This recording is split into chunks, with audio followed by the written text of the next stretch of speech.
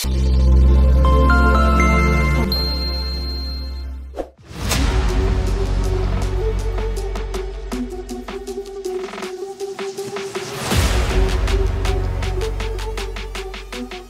Friends, నేను మీ ప్రవీణ్ సుంకరి. బీసీలకు నెత్తి మీద ఇంకోసారి షడకోపం పెట్టినట్టేనా? 42% రిజర్వేషన్ల ఫైలు అటకెక్కినట్టేనా? కామారెడ్డి డిక్లరేషన్ కాశీలోకి పోయినట్టేనా? కాట్లే కలిసినట్టేనా? ఏంది ఇదంతా? ఎందుకు ఇట్లా మాట్లాడాల్సి వస్తుంది? ఎందుకు ఇలాంటి ప్రశ్నలు వస్తున్నాయి అంటే, నిన్న ఢిల్లీలో ముఖ్యమంత్రి రేవంత్ రెడ్డి గారు మాట్లాడుతూ అన్న మాటలు చూస్తే నాకే కాదు సగటు ఏ పౌరునికైనా ఇదే ప్రశ్న వస్తుంది. ఆయన ఏం మాట్లాడింది ఒకసారి విందాం. రిజర్వేషన్లను సాధించుకుంటామని చెప్పి ఈ సందర్భంగా మీ అందరికీ తెలియజేస్తున్నాం. రాహుల్ గాంధీ గారిని ప్రధానమంత్రిని చేసి మేము రిజర్వేషన్లను సాధించుకుంటామని చెప్పి ఈ సందర్భంగా మీ అందరికీ తెలియజేస్తున్నాం.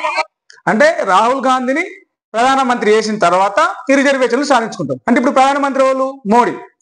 ఇప్పటికిప్పుడు రిజర్వేషన్లు సాధించుకోవాలంటే మోడీని దింపి రాహుల్ గాంధీని ఎక్కియాలి. లేదంటే 2028 2029 అంటే ఇంకా 3 ఏళ్ళు ఎన్నికలు వచ్చిందాకా ఆగాలి. సో క్లియర్ ఏమర్థమవుతుంది? ఈ 42% రిజర్వేషన్లు ఇప్పుడు కావు. ఈ స్థానిక సంస్థల ఎన్నికల్లో కూడా అది అమలయ్యే ప్రసక్తి లేదు. ఇది మనం చెప్పుకుంటున్న మాట కాదు, క్లియర్ గా ఆయన ముఖ్యమంత్రి గారు మాట్లాడిన మాటల సారాంశము, దాని పూర్తి తాత్పర్యం ఇది.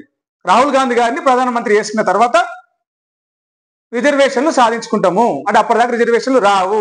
బీజేపీ చాలా క్లియర్ గా చెప్తుంది, కేంద్ర ప్రభుత్వము కేంద్ర మంత్రులు ఇచ్చే ప్రసక్తే లేదు. అందులో 10% ముస్లిం రిజర్వేషన్లు కలిపి తీసేది మేము ఇస్తాం అని. సో వాళ్ళు ఇచ్చే ఉద్దేశంలో వాళ్ళు లేరు, సాధించే ఉద్దేశంలో వీళ్ళు లేరు. జస్ట్ బీసీ బిడ్డల ఓట్ల కోసము, బీసీల ఓటు బ్యాంకును మలుపుకోవడం కోసము కామారెడ్డిలో బీసీ డిక్లరేషన్ చేశారు. అది క్లియర్గా అర్థమవుతుంది, దాంట్లో ఇలాంటి డౌట్ లేదు. అసలు ఏమి ఇచ్చారు కామారెడ్డి డిక్లరేషన్లో? బీసీలకు ఇచ్చిన హామీలు ఏంటిది ఒకసారి చూద్దాం. 2023 అసెంబ్లీ ఎన్నికలకు ముందల నవంబర్ నెలలో కామారెడ్డిలో భారీ బహిరంగ సభ పెట్టి ఏం చెప్పారా అంటే, అధికారంలోకి వచ్చిన తర్వాత రాష్ట్రంలో కాంగ్రెస్ పార్టీ అధికారంలోకి వచ్చిన తర్వాత 6 నెలల జనాభా ప్రాతిపదికన బీసీ రిజర్వేషన్లు పెంచుతాం అని చెప్పేసి అప్పటి వరకు పిసిసి చీఫ్ ఉన్న రేవంత్ రెడ్డి ఇప్పుడు ముఖ్యమంత్రి అప్పట్లో చేసిన ప్రకటన అది. దాంతో పాటే స్థానిక సంస్థల్లో బీసీలకు 42% రిజర్వేషన్ తో పాటు బీసీ సప్లాన్ ను తొలి అసెంబ్లీ సమావేశంలోనే తీసుకొస్తామని చెప్పింది.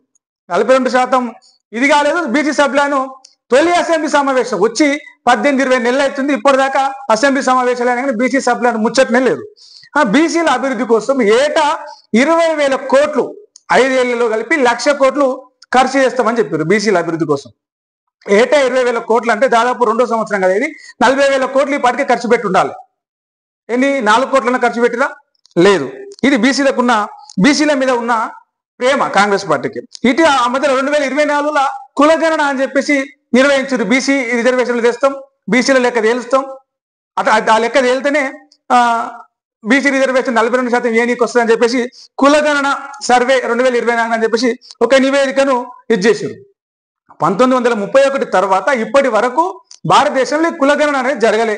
సరే తెలంగాణలో చేస్తున్నారు, అంటే స్వాతంత్రం వచ్చిన తర్వాత తొలిసారిగా చేస్తున్న రాష్ట్రం అని చెప్పేసి ప్రచారం చేస్తున్నారు. ఆహు డామ్ డూమ్ అన్నారు. 160 కోట్లు ఖర్చు పెట్టారు కులగణన సర్వేకి. అందులో మళ్ళీ ఏ కులం ఎంత ఉంది, కరెక్ట్ లెక్కలు ఉన్నాయి, అందులో బీసీలు ఎంత, మైనార్టీలు ఎంత, ఎస్సీలు ఎంత, ఎస్టీలు ఎంత, ఏ లెక్క కూడా ఏ బయటకు చెప్పలే. అయిపోయింది సర్వే సూపర్ వచ్చింది, దేశమంతా మన దిక్కే చూస్తుందని చెప్పేసి మాట్లాడుకున్నారు. అది కూడా కాలే. తండాల్లో గ్రామాల్లో ఎన్యూమరేటర్లు పాపం ఎండల వానల్లో తిప్పారు ఆ కులగణన సర్వే అని. కాలే. మొత్తం 76,000 మంది డాటా ఎంట్రీ కోసము ఈ ఎన్యూమరేటర్లు పనిచేసారు. దీనికి సంబంధించి 36 రోజులు 76,000 మంది డాటా ఎంట్రీ ఎన్యూమరేటర్లు 160 కోట్లు ఖర్చు చేశారు. 56% బీసీలు ఉండరని చెప్పేసి ఒక కోటా ఉంది, బీసీ కోటా తేలింది. ఇక 42% రిజర్వేషన్లు ఇచ్చుడే, ఇక ఆలస్యమే లేదని చెప్పి అసెంబ్లీలో తీర్మానం కూడా పెట్టిరు, బిల్లు పెట్టిరు. ఇక్కడ అసెంబ్లీలో అన్ని పార్టీలు ఒప్పుకున్నాయి.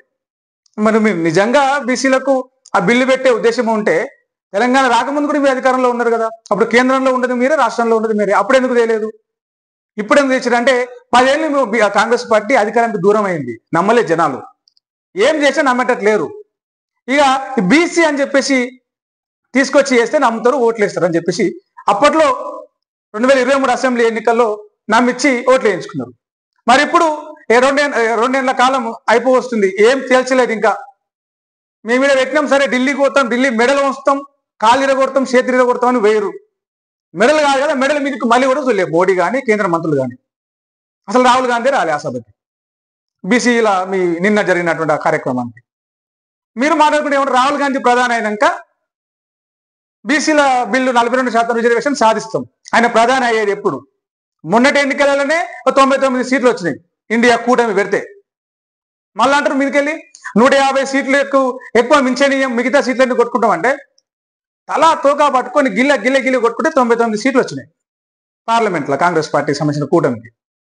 అంతకుముందుకు 54. అసలు ప్రతిపక్ష హోదా కూడా లేకుండే. ప్రతిపక్ష హోదా కోసమే మొన్నటిదాకా 10 ఏళ్ళు గిల కొట్టుకున్నారు, 10-15 ఏళ్ళు. ఇక ఏదైతుంది అంటే రాహుల్ గాంధీ ఎప్పుడు వస్తాడు, ఎప్పుడు ప్రధానమంత్రి అవుతాడు? ప్రధానమంత్రి అయ్యేందుకు అర్హతలు ఉన్నాయో లేవో వెంకటేశ్వర ముచ్చట, దాని గురించి మనకు అవసరం లేదు. కానీ ఆయన ప్రధానమంత్రి అయ్యేది ఎప్పుడు? తెలంగాణలో మీరు బీసీలకు 42% ఇచ్చేది ఎప్పుడు? విద్య, ఉపాధి, రాజకీయాల్లో బీసీ బిడ్డలు ముందుకెళ్లేది ఎప్పుడు? అసలు బీసీలను ముందుకెళ్ళనిచ్చే ఆలోచన మీకుందా? బీసీలను గెలవనిచ్చే ఆలోచన మీకుందా? బీసీలను అభివృద్ధి చేసే ఆలోచన మీకుందా?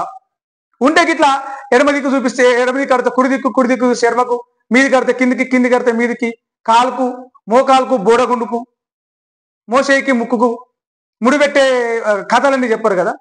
సో ఇప్పటికైనా బీసీ బిడ్డలు అందరూ కూడా ఆలోచన చేసి తెలుసుకోవాలి, ఎవరు బీసీలకు న్యాయం చేస్తారు, ఎవరు బీసీలకు ఎదిగేలాగా చేస్తారు అనేది మనంతలో మనం బీసీలే ఆలోచన చేసుకొని